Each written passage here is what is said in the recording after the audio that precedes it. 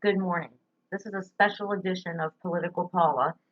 My take on President Trump's speech last night on the coronavirus. Well, my husband and I watched it together, and there's a little bit of confusion, at least in my mind.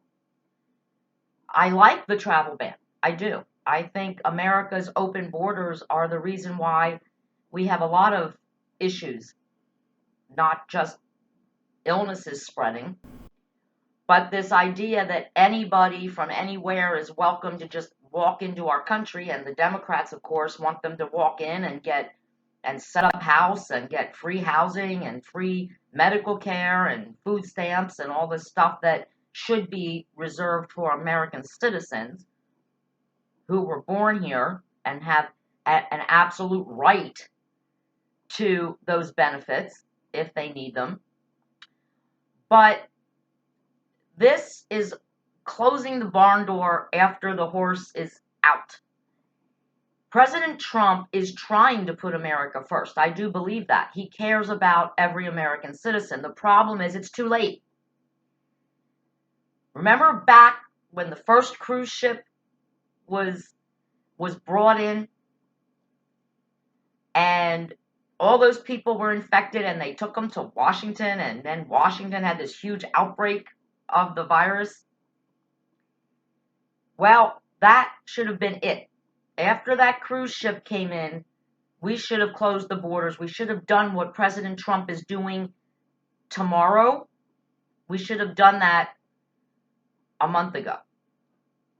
Nobody in or out from a foreign country.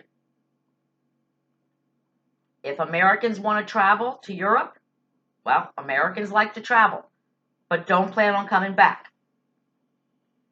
unless you are prepared to go to a military base and be quarantined for 14 days to a month. I think a month is probably safe, because here's the problem. What I do not understand, and well, first, I'm getting ahead of myself. So we're banning travel from Europe and Asia, but not England. Now, England, their health minister has coronavirus. It's in England. Why did President Trump single out England? People from England can come and go as they please. Well, no. If you're going to do a travel ban, make it a complete travel ban, or else it's not going to work. Unless he's just pissed off at British people, and if anybody comes in and spreads the coronavirus further, then he's just going to blame England. I don't know. But that's confusing to me. And then what is confusing to me is what they're saying about the way this virus is spread. So you hear the doctors, and these are doctors talking. And I would like to talk to a doctor. If any of you out there are a doctor and would like to talk to me, please let me know. I would be happy to interview you either for my show, or I won't mention your name and I'll just say I spoke to a doctor. But if this virus can only be spread if I cough in my hand and shake your hand without washing my hand, and then you take your hand and touch your face, that's how it spreads. Or if I sneeze in the air and my sneeze lands on your face, or on a surface you touch and then touch your face, you can get it. That's the only way you get it, the droplets. So why are we now saying that people who have no symptoms, which means they're not coughing, they're not sneezing, they're not blowing their nose, can spread this virus? That doesn't make sense to me. And again, I'm going to go back to the comparison with AIDS. Because remember when AIDS was just gay people, gay men, spreading it through sexual contact? And then we found out, no, it's basically any bodily fluid. You have a cut in your hand and someone with AIDS spits on your cut, you can get AIDS.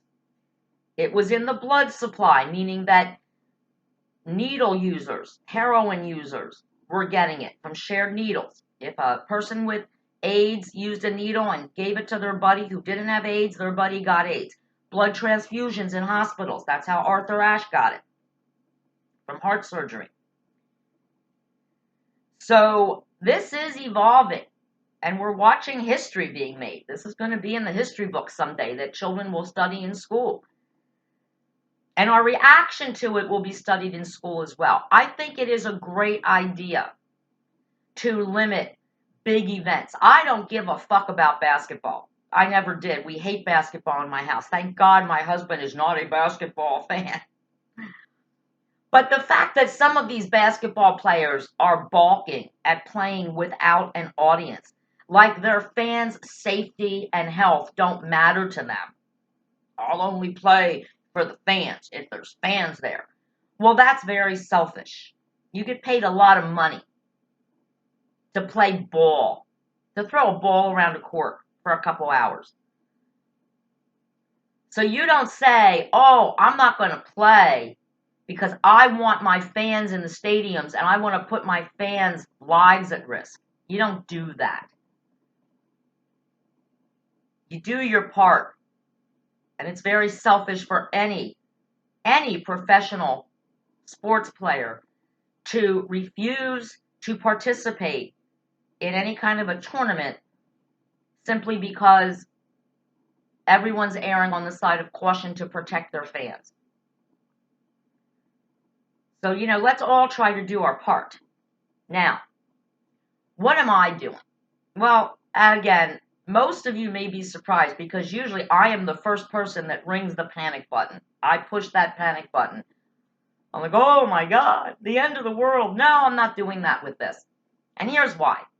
And I watch CNN, I watch MSDNC, and I watch Fox. I watch them all. I watch the Today Show. And I listen, and it's like they're in two different countries. They're in two different worlds. They are so far apart in their reporting that I have chosen to only listen to actual medical doctors. And all the medical doctors agree with one thing.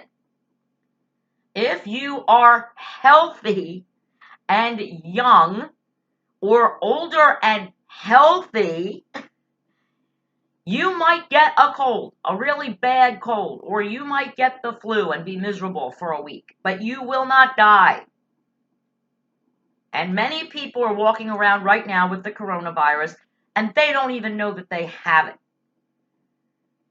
So what am I doing? Well, here's what I'm doing. I'm doing what I always do because this is my life, folks. You see this? My studio / beautiful home that I adore. This is where I always spend, before coronavirus, I always spend 95% of my time. I don't go out much. Mostly because I really don't have anywhere to go. I've said this before when I've been doing funny shows, and most of our friends are busy. They have children. They can't get babysitters. Or they live really, really far away and we don't feel like driving and then drinking and blah, blah, blah. We don't go out much. Recently, before coronavirus, we realized that cooking at home is cheaper and it's usually a lot better than eating out. We don't have to tip. We don't have to pay triple prices for alcohol. And I can make a meal for my husband and I that will feed us all week, or at least 2 or 3 times, that a restaurant charges $30 for one helping. And I can make it for half the price. And it feeds us more than once. I can smoke in my house. I can't smoke in a restaurant. It's winter. So in the winter, I don't go out much. So I'm really not doing anything differently, except now we happen to have a gift card to a restaurant. Well, I'm not going to go to a restaurant because restaurants in my town, the tables are very close together. I'm not going to hang out in malls because I don't want to go somewhere where there are a bunch of strangers whose recent activities I am not aware of. I don't know if they've been on a cruise. I don't know if they've been abroad. I don't know if they've been to a hospital and been exposed to a virus. And I'm not even just talking about coronavirus. I don't want to get a cold either. When I get a cold, I am a big ass baby. I said that before. I don't like being sick. Knock on wood, I don't get sick. I shouldn't say that. Oh, please don't curse me now. I get sick maybe once every 5 years. I get a cold, and then I am miserable as shit. And I'm pissed off that somebody gave me a cold. So I do everything I can. I always wash my hands. If I touch something that I don't know who touched it last, I wash my hands. And now I have learned, this is important for all of you. Here's what you do. You take your hand sanitizer or your hot water and soap. You wash your hands really, really good, 20 seconds or more. I tend to go more. More is better. Then after, I let my hands air dry, keep them moist, like they're telling us. Then I take the hand sanitizer, the 60% alcohol, put it on my hands, and I wash my face, under my nose, around my eyes. There you go. And I have done everything I can. I'm not a person that touches my face a lot anyway, but I do find that I mess with my nose ring. And some of you maybe can't see that I have a nose ring, but I do. And sometimes I mess with my nose ring or I mess with my eyebrow ring and it's near my eyes. So I'm really trying to not do that right now. But other than that, now my husband, he went out this morning. He was scheduled to go grocery shopping today anyway, because if you're on Facebook, you read my post yesterday. We needed a new microwave, thanks to the electric company that completely screwed us for $6,500 by redoing the ampage in my kitchen. So now the microwave that worked for us so well is too powerful. So the one we used to replace it broke. So we had to go out and buy a new microwave. So he was going to go out anyway. Instead of going out tonight, when there would be more people in the grocery store, he got up early. The stores opened at 6. He went out at 6. He was home by 7. We have groceries. We have alcohol. I have cigarettes, the two most important things that I don't want to run out of. And we have a new microwave. So there you go. All done. He was in the store basically alone. He didn't come in contact with any strangers. Nobody sneezed or coughed on him. And of course, when he got in the car, he has hand sanitizer in his car. He washed his hands. Touching money. Do you know that money is the dirtiest thing in this world that you can touch? Even the money that's in my wallet. If I go to count my money, as soon as I count my money, I go to the sink and I wash. And then I wash the face. Just smart things like that. Hubby went out and he bought a whole bunch of stuff that if, God forbid, we don't have any cases, by the way, in my community. As of now, that we know of. We probably do. But they just think they have the flu or they have a bad cold. They don't know they have it. But while I don't go out, my husband does go out to the office every day. And now, luckily, he's in his own cubicle. He doesn't huggy kissy with his workmates.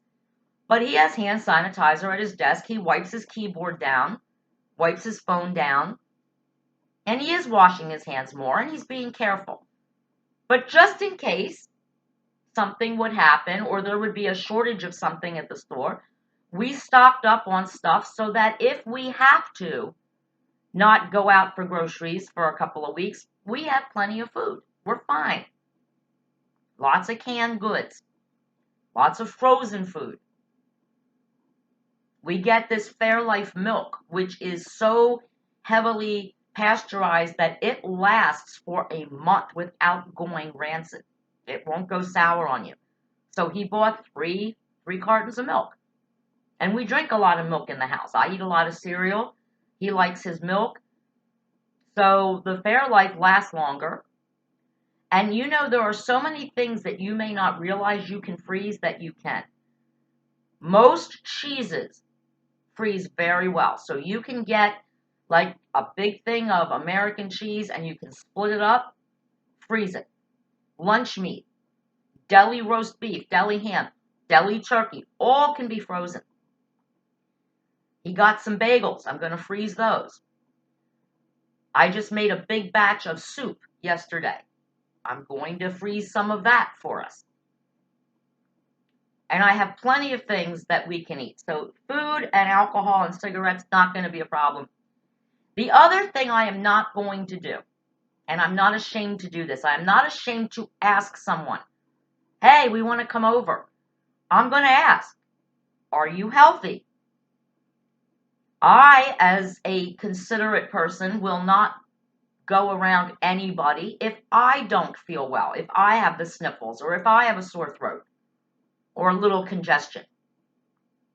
This time of year, I do have sinus issues every year.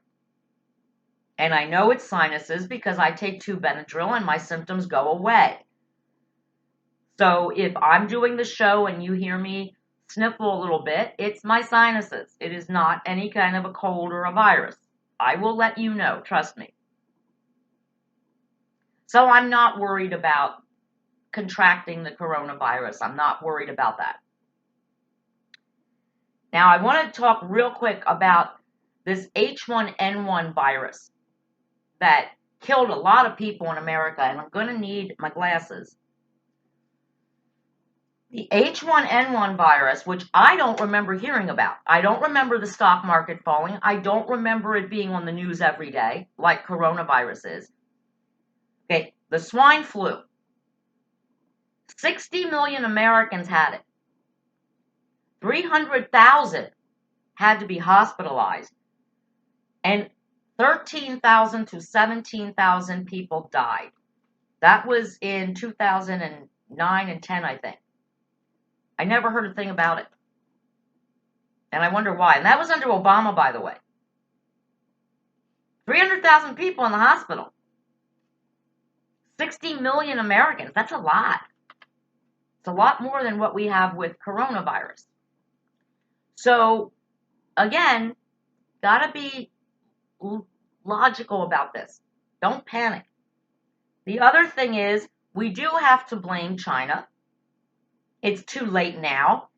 But when we had the Ebola outbreak in Africa in the 70s, big Ebola outbreak, if you watch And the Band Played On, the movie about how AIDS originated. That's a smoker's cough. Don't get nervous. We had CDC and we had people from the World Health Organization invited to Africa.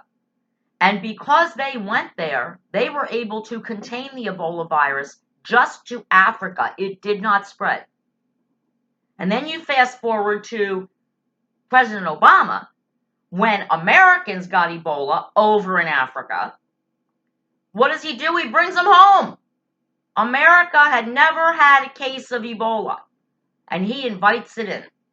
That's a mistake. If we live in a country that is lucky enough to not have these deadly viruses in our population, it is very irresponsible for any member of our government to invite people with those viruses, whether they're American or not, into the country. You send the doctors who get paid the big bucks to them and treat them there. Don't invite them in. You know, it's the price you pay for being a world traveler, an adventurer. You want to travel, go with God. But you don't get to come home and make millions of Americans sick. And you don't get to come home and kill your fellow citizens because you just had to go to China for Chinese New Year. Or you just had to go on that cruise. Or you had to see Italy. You don't have the right to do that. Tom Hanks has it now. This is going to be big. Tom Hanks and his wife Rita Wilson, a celebrity, not just a celebrity, a Hollywood icon, has tested positive for the coronavirus. So let's see now what happens there. He is high risk. He's over 60 and he has diabetes. His wife is over 60 and she had cancer. She had breast cancer. So let's just see what happens with them now that we have our first true celebrities who are infected.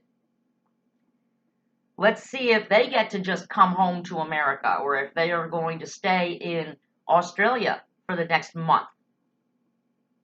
And they're going to have to obey President Trump's travel ban like all the rest of us will have to. I'm anxious to see that. And look, folks, we're all in this together, and this is going to go away. Hopefully it's seasonal. Hopefully when the weather gets warmer, although we've had really warm weather here in my area, hopefully it'll go. But it's going to come back. But in that time, hopefully we will get our act together and we will have a vaccine and treatment. Like we didn't have Tamiflu before for the flu. Now we have Tamiflu. We have a flu vaccine, even though the flu vaccine doesn't work.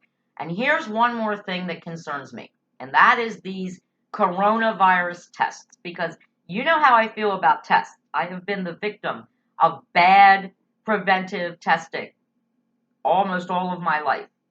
Started with the AIDS test I got that came back inconclusive back in 1990. And of course, I do not have AIDS, but again, it was scary.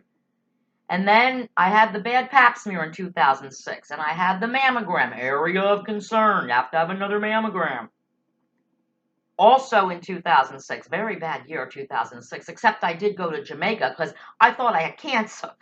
And when I think I have cancer, I don't run to the doctors and hunker down. I go travel because I figure, what the fuck? I'm dying anyway. I might as well get on that plane. Who cares if it crashes? I'm dying. But I wasn't dying because the tests were wrong. And this coronavirus test has its issues. So I have to ask, like I ask with every test. In fact, I don't even get pap smears anymore because I don't trust the results. If they're negative, oh well, could have missed something. We went to a fundraiser for a woman, stage 4 cervical cancer, never had an abnormal pap test in all her life until it wasn't, and it was stage 4. So her normal pap smears were false negatives. Mine was a false positive. I did not have anything wrong with my cervix. I had no problems with my breast either. That was a false positive. So how accurate is the testing? Because if the tests are telling people who have the virus they don't have it, or they're telling people they don't have the virus but they do have it, well, we've got a more serious problem. And trust me, I have had personal experience with this. Not all testing is accurate. And we have to remember that too, which means there are people walking among us who have this virus and either are not sick enough to even consider being tested for it, or have not been tested for it, or who have been tested for it and tested negative when they're actually positive. Back during the AIDS virus, back when AIDS was a death sentence. If you got it, you died. There were people who were diagnosed with AIDS. They had a positive HIV test. They committed suicide, and during autopsy, they were found to not have HIV. The tests were wrong. And there were a lot of lawsuits about that. So, again, don't panic. Don't hoard food. I'm not hoarding food. We eat a lot of soup and stuff. So, what we bought, we're actually going to use. And plus we're getting ready to open the trailer at the bay. So what we don't use here, we'll take to the bay for the summer to stock up. I always have a full pantry in my house. I think it's smart, especially if I don't feel like cooking and we want a quick meal. So don't run out and buy 1,200 rolls of toilet paper. There's people having riots over toilet paper. Don't do that. That's ridiculous. Good grief. Wash your hands. They're even saying you don't need the Purell. You can use soap and water. Good old-fashioned soap and water. Take more showers. Scrub yourself down. Wash your clothes more. That's a good idea, too. When my husband comes home from work tonight, I'm going to tell him to take his clothes off and put them in the wash. They just said that this morning. I heard that. It's good advice.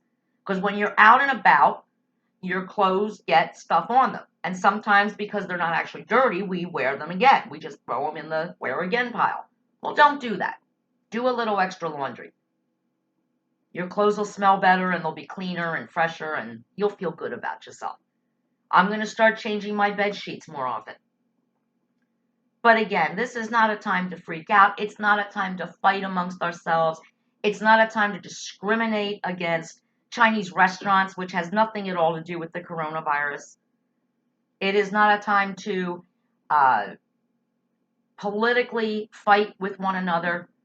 You know, the Democrats want to give more handouts, more food stamps and Medicaid to people, while President Trump wants to give payroll tax cuts to all working Americans, those of us who actually go out and earn a living, so that we have money in our pocket and the economy will get boosted.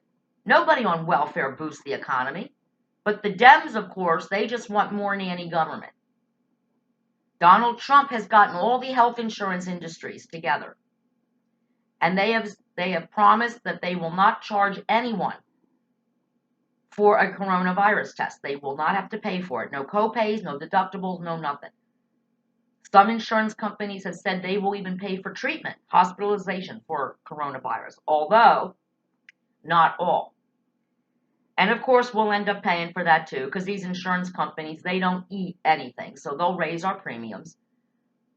But again, at least President Trump is doing something to help the working people of this country, while the Democrats seem to only care about the healthy people who, for whatever reasons, they don't want to work. They just like getting those checks every month and those food stamps and going to the doctor and not paying for it and not paying for health insurance. That's who they care about. And they want to expand the government. They want more government control. While at the same time, they are criticizing President Trump for banning travel from the countries who have the most cases of the virus. Go figure. So we need to stop doing that. I don't listen to Nancy Pelosi and Chuck Schumer anymore. They annoyed me during impeachment, because remember this too. When this virus was first found out about over in China, when China was trying to cover it up, but it got out, President Trump was working on it, while the Democrats were impeaching him. They were too busy to read the news about this new virus that was killing people in China at a very high rate. They were too busy impeaching our president, knowing that they weren't going to win the impeachment trial. Think about that. And think about Bernie Sanders, who wants Medicare for all, socialized medicine in America. Think about where we would be right now if that were the law. If we had no private sector researchers or health insurance companies or anything else, if it was up to truly just the government to make the vaccines, to make the cures, to pay the bills of all the people infected, would they pay the bills, the medical bills for a 70-year-old with chronic illness who gets this virus? Bet they wouldn't, because what I told you before, they're going to have to decide who's worth the money. Who are they going to spend the money on? Are they going to spend thousands or hundreds of thousands of dollars for grandma on a respirator because she got coronavirus, or are they going to spend it on the 40-year-old who still has 25 years before retirement or 30 years before retirement, the way we're going? They'll spend it on the 40-year-old, and they'll let grandma die of coronavirus. Oh, such a shame. So again, things to think about. Love to hear your comments. Again, please don't panic. I'm not panicking, and believe me, I will use any excuse to panic. But I refuse to let this be the only thing I think about. And in fact, I'm not even going to talk about it after this show. Next week, I have a show on a completely unrelated topic. And that's just the way I'm going to roll. I'm not going to feed the panic. Just be careful. Know your surroundings. It's like any other situation. And wash your hands. Keep clean. That's what you should be doing anyway. And if you are sick, fucking stay home. Don't put other people at risk. Political Paula. Out. And healthy, thank God.